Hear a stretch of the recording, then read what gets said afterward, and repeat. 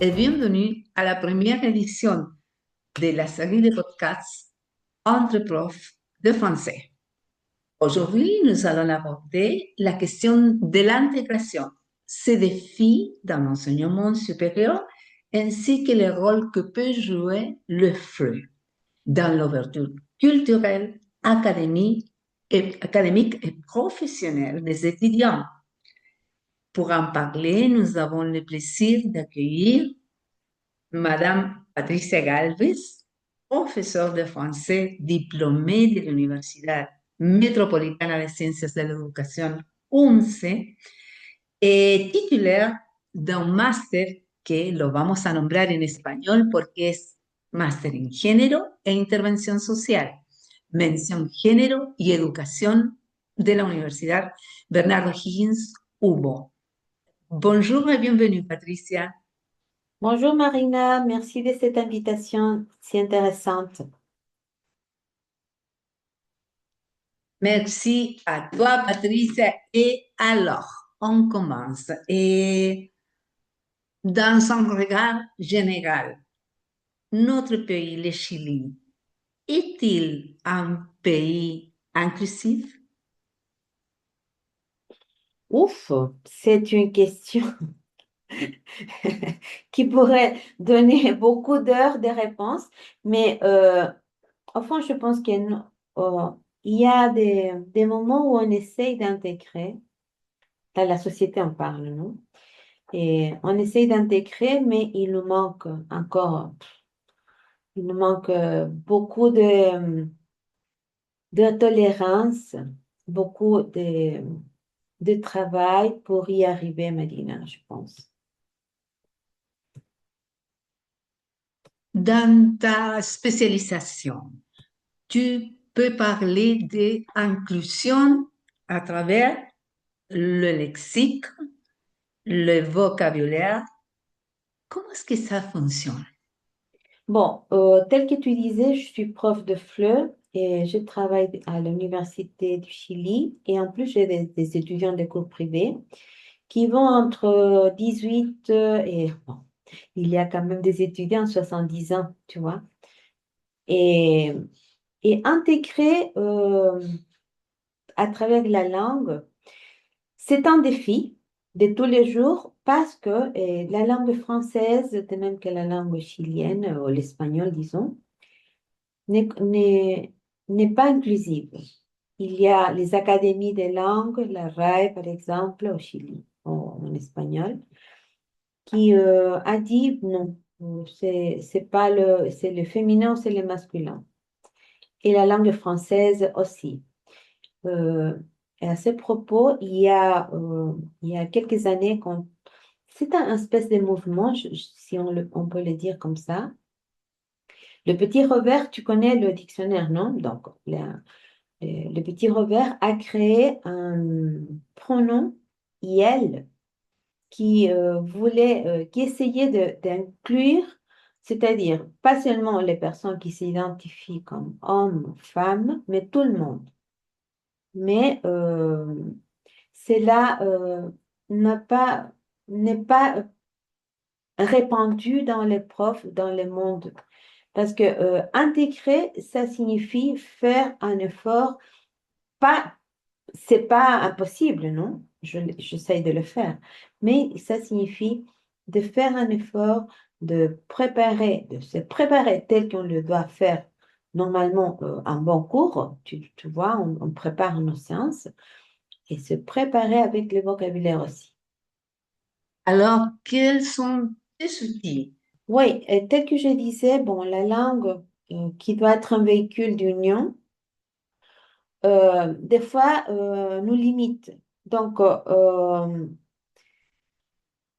a commencé il y a quelques années avec, pour dire par exemple, bonjour chers étudiants, chères étudiantes, voilà, tu vois, et ça, on commençait à faire ce type de discours, mais ça, le discours devenait lent, c'était pas fluide. Donc, le gouvernement, il y a quelques jours, j'ai lu sur Internet qu'au Canada, on a décidé de dire non. arrêtez ça, ça c'est pas la bonne langue, mais vous pouvez vous appuyer sur les mots épicènes. Un mot épicène, c'est un mot qu'on peut utiliser soit pour les femmes, pour les hommes et pour toute la diversité. Tu vois? Donc, par exemple, au lieu de dire il est gentil et elle est gentille, on dit simplement aimable. Et comme ça, tu vois, aimable, c'est le même concept. Mais, tel que je disais il y a quelques minutes, il faut préparer, il faut voir le langage, il faut voir le lexique pour ne pas nous tromper. Et en plus, Alors, Patricia, oui. ces termes qui se sont, selon ce que je comprends, il s'agit de termes neutres, n'est-ce pas? Exactement, ce Neutres sont que tu des vas termes neutres. utiliser. Exactement. D'accord. Et en plus, je voulais te dire que, par exemple, moi, en tant que prof, quand le premier jour de mes cours, je demande à tout le monde, est-ce que vous avez un prénom social? Parce que ça aussi, c'est l'intégration. Disons, il y a des gens qui se sentent pas Clara, ils veulent être, ils se sentent Pedro. Et on commence évidemment à faire les ajustements nécessaires pour que Clara, bonjour Clara, non, bonjour Pedro, tu vas bien, tu es content, tu vois, il faut faire tous les ajustements nécessaires pour que ça marche bien, sans, euh, sans que les personnes se sentent laissées de côté ou ne pas vues. Ça, c'est normalement la réclamation des personnes qui sont en train de changer leur identité de genre ou l'identité sexuelle aussi. Alors, les groupes qui entourent les personnes Mhm, différentes, mhm. on va dire comme ça, et quelle est la réaction, quelle est la réponse de ce groupe Bon, impliqué? je sens que ça, c'est un sujet très, très qui correspond à l'âge des groupes, disons. Pour ma génération qui est plus ancienne, évidemment, il y a toute une structure formée et gérée, si tu veux, par la religion. La religion, quelle qu'elle soit, a dit, bon, il y a l'homme et la femme, pas d'autre. Donc, cette structure est très difficile à changer. Et on ne peut pas forcer non plus, hein. Je pense qu'il s'agit d'être respectueux, quoi.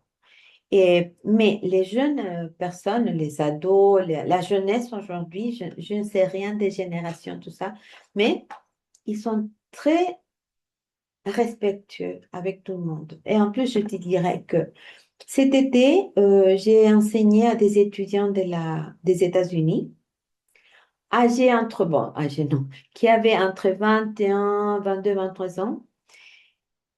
Et j'étais vraiment surprise parce qu'ils vivaient leur expression euh, amoureuse, si on peut le dire, avec pleine liberté. Et c'était merveilleux.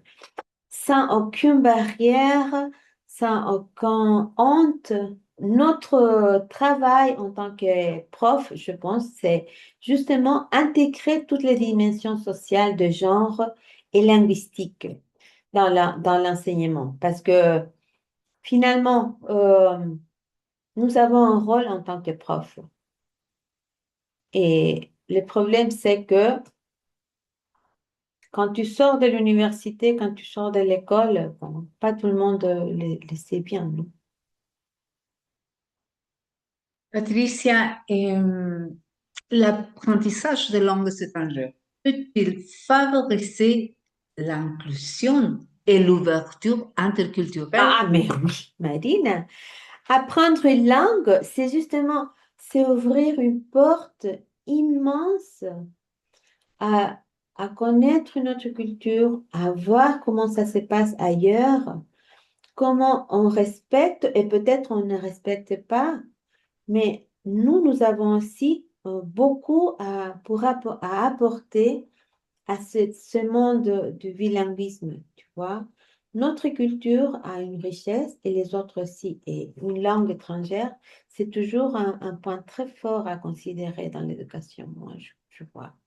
Mais pour les universités, pour l'enseignement, quel est le défi alors, selon toi? Bon, pour l'université, notre défi, c'est justement euh, que toutes les différences individuelles humaines ne soient pas un sujet. Parce que pourquoi je suis meilleure ou pire qu'une autre personne si moi j'ai une certaine identité sexuelle, si je suis handicapée? On doit ouvrir la pensée pour que tout le monde puisse vivre et agir en liberté, mais avec les conditions adéquates, les conditions sociales, le transport et accès à l'éducation. Voilà, ce sont les mots un peu clichés, mais c'est juste ça, hein. Le miracle, c'est justement c'est le respect, être respectueux avec les autres, envers les autres. Merci Patricia de tout ce que nous avez partagé avec nous. Et j'espère pouvoir compter sur toi pour un Avec plaisir, nouvel Marina. épisode Avec plaisir. sur ce thème assez intéressant et fondamental aujourd'hui dans la communication et l'enseignement d'aujourd'hui. Merci encore et merci à vous de nous avoir suivis. D'accord, merci, au revoir. À bientôt.